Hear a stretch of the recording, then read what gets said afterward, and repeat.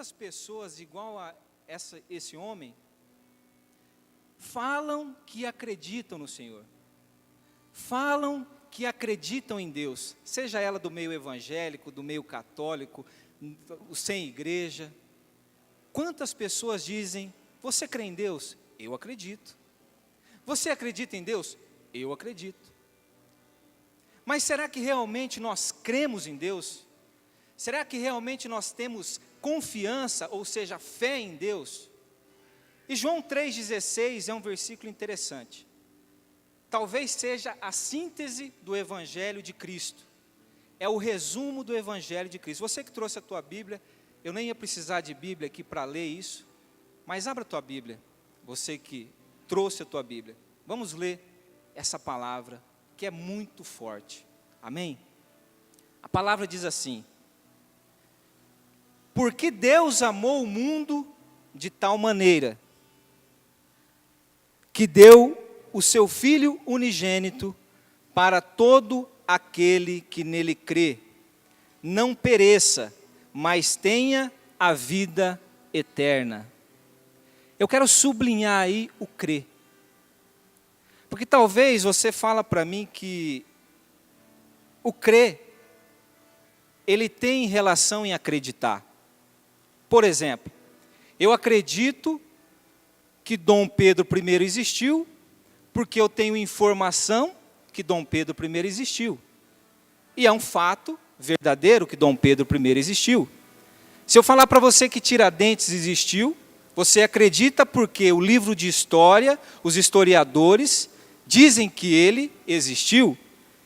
E você acredita que ele existiu porque a informação é verdadeira. Quando eu falo que Deus existe, eu acredito que Deus existe. E todos acreditam que Deus existe. Isso também é uma informação verdadeira. Mas entre acreditar e crer que Deus existe, existe uma profundidade que eu quero colocar para vocês. Talvez a fé, talvez o crer para você, é acreditar no poder de Deus. É acreditar que Deus faz aquilo que eu desejo que Ele faça. Talvez a minha fé esteja ainda baseada naquilo que Deus pode fazer, naquilo que Deus é capaz de providenciar no momento que eu preciso. Talvez o crer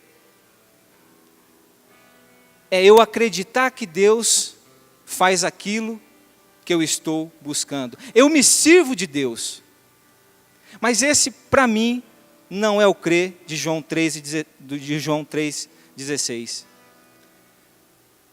Porque se você somente acreditar que Deus existe, em Tiago 2, capítulo 19, o diabo também acredita que Deus existe e teme. Então, se o diabo também acredita que Deus existe e teme, eu acho que essa não é a melhor definição para o crer de João 3,16. Mas eu quero colocar aqui. Primeira coisa, o crer de João 3,16 tem a ver com crer no caráter de Deus. Talvez eu não entenda como Ele vai fazer, quando Ele vai fazer, por que Ele vai fazer e por quem Ele vai fazer, mas mesmo assim eu creio. Eu acho que essa palavra, ela tem muito mais relação com crer que Deus é soberano, que crer que Deus pode fazer aquilo que talvez eu nem imagine que Ele faça. Porque nós temos a impressão, hoje eu orei a Deus, falei: Deus, eu mal e mal sei fazer uma equação, e eu quero entender a tua mente, quem sou eu, Pai? Hoje a minha oração foi essa para Deus. E nós queremos entender Deus, nós queremos ensinar a Deus como fazer na nossa vida. Nós queremos dar um mapa para Deus, falar: Senhor, faz assim, assim, assim, agora o Senhor cura esse, agora o Senhor faz isso, agora o Senhor entra aqui. Nós queremos dar ordens para Deus, para nos beneficiar. E talvez Deus quer fazer de uma outra maneira. Ele quer te curar, mas Ele quer fazer de uma outra forma. Ele quer que você aprenda alguma coisa com o sofrimento, porque o sofrimento também serve para que nós aprendamos algo. O sofrimento que você passa também serve para você ficar cascudo, para você crescer. Talvez Deus permita algo na tua vida para que você possa amadurecer. E nós queremos impor a Deus aquilo que Ele tem que fazer por nós. E eu acho que essa maneira de crer em Deus não é a correta, mas a maneira correta é: Senhor, faça a tua vontade. Mesmo que eu não entenda, mesmo que eu não consiga decifrar, mesmo que isso me doa, mesmo que o Senhor tenha que tirar algo de mim, mesmo que o Senhor tenha que me moldar, mas seja feita conforme a tua vontade. Isso é crer no caráter de Deus. Crer no caráter de Deus é quando Jesus, Ele diz ali para os soldados que estão indo prender Ele, Ele fala: rapaz, vocês não sabem de nada. Se eu orasse agora ao Pai, Ele enviaria pelo menos 12 legiões de anjos em meu favor. Mas seja feita a vontade de Deus. Sadraque, Mesaque e Abednego iam ser jogados na fornalha. E ele falou para o rei: rei, eu não vou me prostrar diante dessa estátua. Porque Deus talvez nos salve. Talvez não. Mas, de qualquer maneira, se Ele salvar ou não, Ele continua sendo Deus na nossa vida. Ele continua sendo Deus. Teve uma atleta que antes de ir para a Olimpíada, ela falou: eu vou para a Olimpíada e vou ganhar uma medalha, para provar que Deus é grande na minha vida. Ela não foi para a Olimpíada e não ganhou medalha. Ela foi pego no doping. E Deus ficou pequeno? Não, Deus continua grande. Deus continua soberano e grande. Então a definição de fé, que Deus precisa fazer aquilo que eu quero que Ele faça, não é bíblica. Porque a vontade de Deus é que nós gozemos do melhor dessa terra. E talvez você tenha Deus como aquele rei que fica lá no trono, alheio ao teu sofrimento, alheio às tuas necessidades, e você precisa ficar: Deus, Deus. Jesus fala que o Pai trabalha até hoje, e Ele também. Deus trabalha o tempo todo em nosso favor. Ele nunca para de trabalhar, só que Ele faz da maneira dEle, do jeito dEle e da forma dEle. Então o princípio de fé é nós crermos no caráter de Deus, e o caráter de Deus é bom, o caráter de Deus é justo, o caráter de Deus é amoroso. Ele sempre quer o melhor para os seus filhos, mas talvez Ele precisa levar você num lugar que Ele vai te preparar para poder te entregar aquilo que você precisa, e não aquilo que você quer, porque talvez aquilo que você quer não é aquilo que você precisa, talvez aquilo que você quer não é aquilo que você precisa, mas Deus sabe o que você precisa. Deus não é alheio ao teu sofrimento. Deus sabe o que você está passando. Deus conhece cada passo que você dá. Um dia um profeta disse aqui, ele falou: cara, às vezes eu tenho que falar para a pessoa que o fogão dela só tem uma boca. Às vezes eu tenho que falar para a pessoa, quando Deus me dá uma revelação, que a pessoa só tem um sapato para andar. Para ela acreditar que Deus é Deus das pequenas coisas. É Deus dos pequenos detalhes da nossa vida.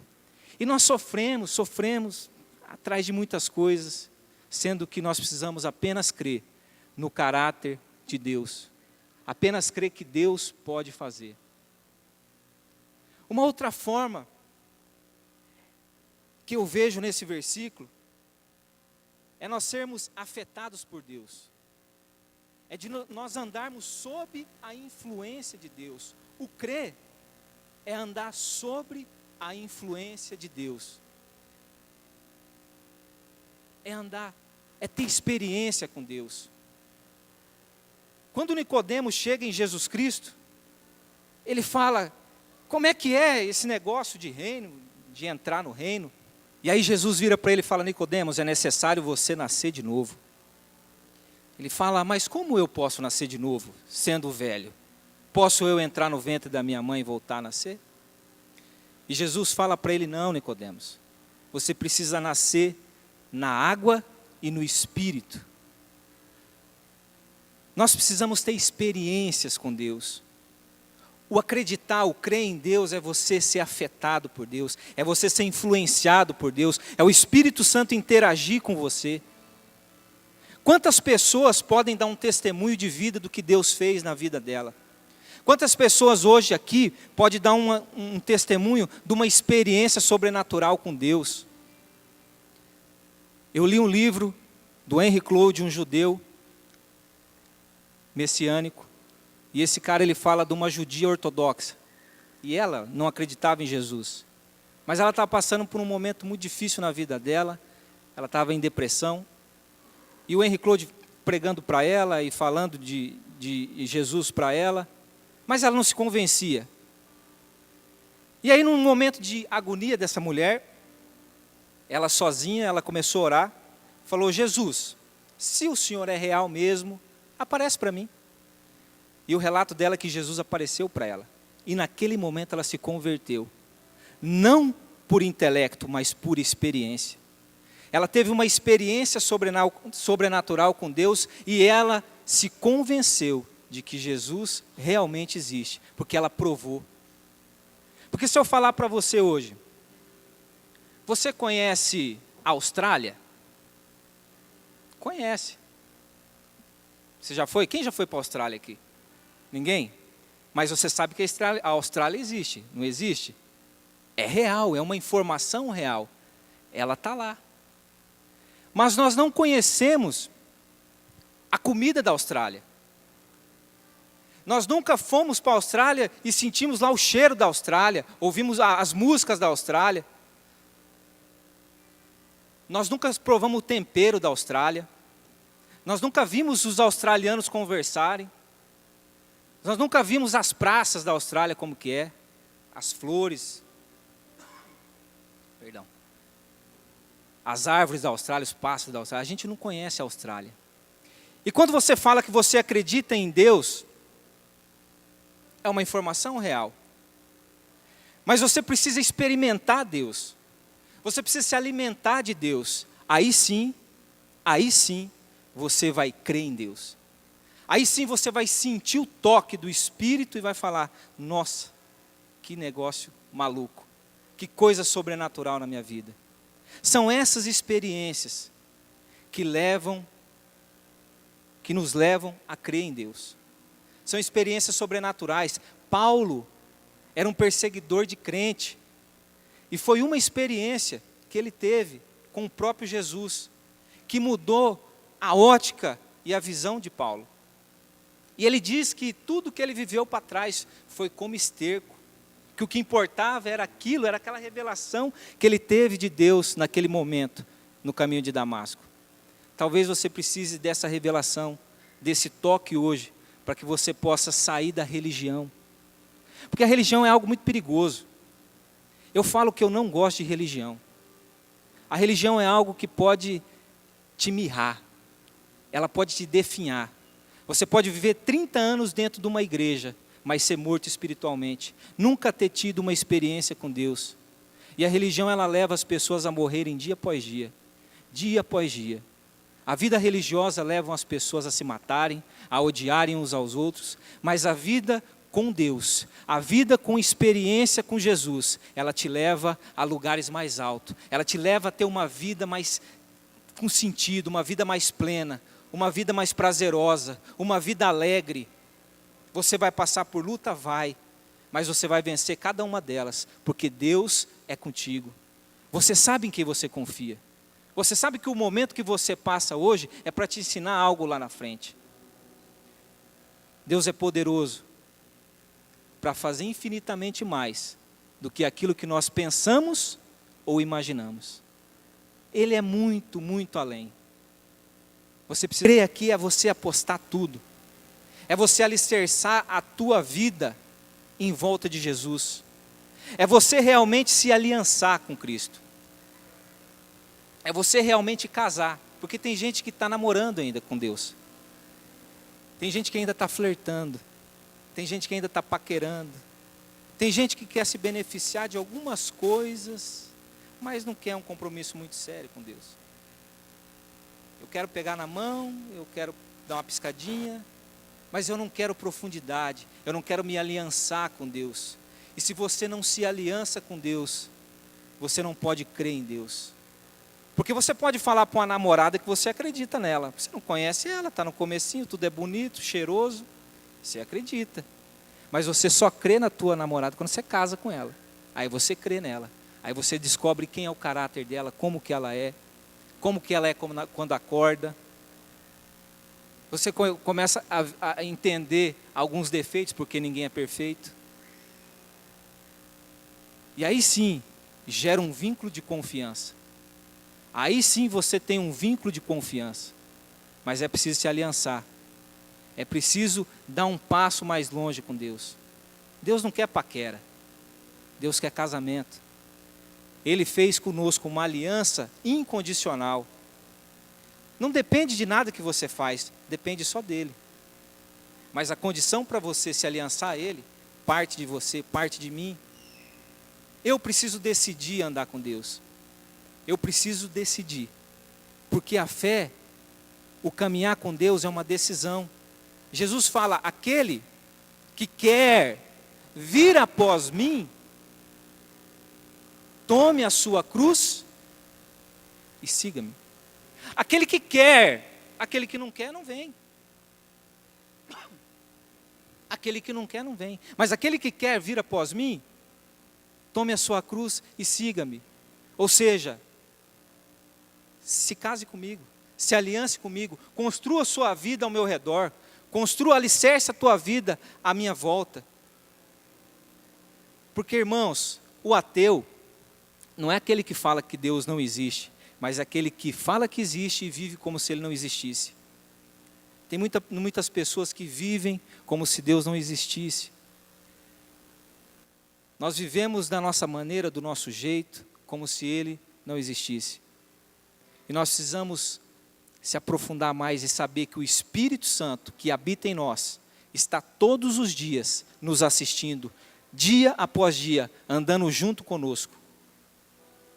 É Ele o nosso auxiliador. Deus não está distante. Apesar de Ele sentar no trono, porque Ele é o Todo-Poderoso, mas o Espírito de Deus, que foi traduzido por Espírito Santo na Babilônia, mas é o Espírito de Deus, o próprio Espírito de Deus, está dentro de cada um de nós. O Espírito do Deus eterno habita dentro de nós. Nós temos partículas de Deus dentro de cada um. Nós temos o DNA de Deus dentro de nós. Nós temos o DNA, aquele que nasceu de novo, nova criatura é. Aquele que nasceu de novo é homem espiritual e não mais carnal. Aquele que nasce de novo quer um relacionamento mais profundo com Deus, quer um relacionamento mais íntimo com Deus, quer um relacionamento de casamento com Deus. E talvez você tenha patinado até hoje, porque você não entendeu ainda que a vontade de Deus é soberana.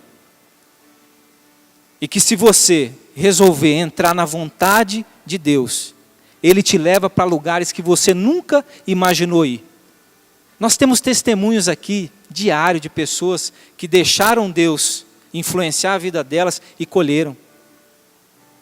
E colhem dia após dia, porque Deus, Ele dá todos os dias um pouco. Só que talvez você não quer passar pelo sofrimento. Eu vou lutar amanhã um campeonato.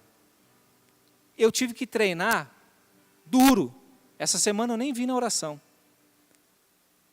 Porque eu vou entrar num campeonato amanhã, mas eu precisei me dedicar ao treinamento. Tem gente que não quer treinar. Tem gente que não quer o pesado, mas quer a glória, mas quer a vitória, mas quer os louros, mas quer a medalha, quer o troféu. Irmão, vida com Deus não é vida monótona, não é vida parada, não é vida de sofá, não é vida pacata, é vida de batalha, é vida de luta, mas é vida de vitória, mas é vida de conquista, mas é vida de transformação, é vida de mudança. Tem gente que quando veio para Deus, a coisa apertou. E aí essa pessoa resolveu desistir. Deus tira, quando Ele vai te dar uma coisa, Ele tira alguma coisa de você ou tira alguém do teu caminho para te abençoar. Mas nós não queremos perder hoje para ganhar amanhã. Nós só queremos ganhar. Só queremos vitória. Mas o que nós estamos fazendo para a vitória? Essa parte do crer, é preciso uma resposta nossa para Deus. Porque é a mesma coisa eu falar para você, olha, esse remédio aqui, se você tomar ele, em 6 semanas você vai ficar magrinha. Primeiro, você precisa gostar da promessa, que ele vai te deixar magra. Primeiro você precisa gostar das promessas de Deus, porque tem gente que parece que não gosta, eu gosto. Demais. Então, o primeiro passo é você gostar da promessa, que o remédio vai te emagrecer. E o segundo passo, qual é a resposta que você vai dar? É o quê? Tomar o remédio. Tem gente que vai no médico, o médico receita, aí a pessoa morre. Uai, morreu? Foi no médico, é ruim? Não, a pessoa colou a receita lá na geladeira e não comprou o remédio e pronto, morreu. Talvez tem muita gente assim. Até olha as promessas, mas o que eu estou fazendo para ir de encontro às promessas? Qual é a minha resposta a Deus? O que eu estou fazendo para que eu possa receber a promessa de Deus na minha vida? Deus é um Deus de interação. Ele quer interagir com cada um de vocês, para que vocês possam colher as promessas de Deus. Amém? Eu sei que não é fácil, eu sei que às vezes a gente desanima, mas eu costumo dizer, a caminhada da fé, ela não é uma corrida de 100 metros, ela é uma jornada, ela é uma maratona, e você precisa persistir, você precisa caminhar, você não pode desanimar, você não pode olhar para o homem, porque o homem é cheio de falha e defeito. O homem não pode te salvar e não pode dar a resposta que você precisa. O homem não pode fazer isso, mas Deus pode fazer. Ele é o autor e consumador da nossa fé. Se nós tivermos o foco em Deus e no seu Filho Jesus, nós vamos ser relevantes aonde nós formos. Porque se você ler Hebreus capítulo 11, onde fala dos heróis da fé, muitos deles não alcançaram a promessa. Moisés não entrou na terra prometida, mas ele foi relevante. Ele levou uma multidão para a terra prometida. Martin Luther King poderia ser um pastor comum de uma igreja comum nos Estados Unidos, mas ele resolveu ser relevante e morreu com um tiro com 30 e poucos anos. Novo, jovem, mas até hoje ele é lembrado. Até hoje o nome dele é citado. E Deus quer fazer de você relevante. Talvez você fale, mas eu já passou meu tempo, eu não tenho mais idade para ser relevante. Você tem sim. Você pode ser relevante. Abraão foi relevante com 100 anos, quando ele gerou Isaac. Ali ele foi relevante. E ele foi mais relevante ainda quando Deus pediu Isaac para ele e ele deu Isaac. Aí sim ele foi relevante. Porque através dele, todas as nações da terra foram abençoadas. Através de um homem de 100 anos, através de um homem já velho, todas as nações da terra foram abençoadas. E talvez você fale, mas eu já estou cansado, já estou velho. Deus renova a tua força. Deus quer uma aliança contigo. Deus quer que você creia nele, independente do resultado. O resultado deixa com ele. Somente se entrega. Somente anda. Somente fala, Deus, eis-me aqui, Senhor, faça a tua vontade. A oração do Pai Nosso é bonita. É um exemplo. Seja feita a tua vontade. Aqui na terra, como é feita aí no céu. Não tenta entender Deus, que você não vai conseguir, você não dá conta. Nenhum ser humano dá conta de entender Deus. Nós não entendemos Deus e nunca vamos entender. Talvez você saiba um pouco de Bíblia, até mais do que eu. Mas entender a mente de Deus é impossível. é impossível para uma mente humana. Então se entrega, não sofre, não fica sofrendo não. Senhor, faça a tua vontade. Senhor, estou aqui, estou pronto. Vamos junto. Mas Deus espera uma resposta tua, um passo de fé à frente. Deus espera algo em troca, que você dê a Ele o teu coração. Porque a informação é boa. Você vir aqui sábado no ensino da Torá, fantástico. Mas o que você vai fazer com essa informação? O que você vai fazer com esse conhecimento? Quando você descobrir um estatuto de Deus, uma ordenança de Deus, o que você vai fazer com isso? É isso que a gente tem que pensar. Eu venho, recebo a informação, e o que eu vou fazer com a informação? Vou colocar no bolso e continuar do mesmo jeito que eu estou, tendo os mesmos resultados que eu tenho.